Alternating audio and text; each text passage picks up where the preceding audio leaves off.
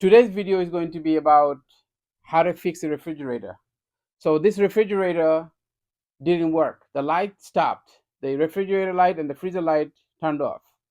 So I had to investigate. You'll be surprised the problem we found with this refrigerator. Keep watching.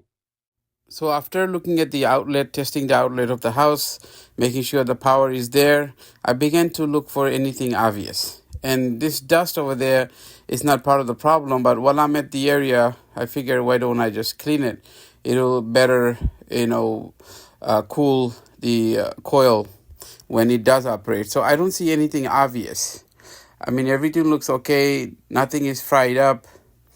To my eye, I don't see anything. I don't smell anything burning. So everything looks okay. The connector looks okay. The wires look okay. I don't see any wet spot on the copper pipe. So that means the freon is not leaking. You would see wet spot. This connector looks okay, not touched, not burnt. After finishing my investigation, what I found this cord right here, which was connected. I cut it off. It was cut in half.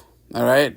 So a rodent, a mouse or a rat, something cut it like that. That's why the power was not there to the refrigerator. So what I did was I put 3 wire nuts for green and 2 black wires.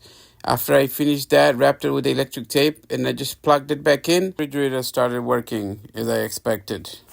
So it didn't take much. The cord was disconnected. Like this video, please don't forget to subscribe, share it with your family and friends. Thank you for watching.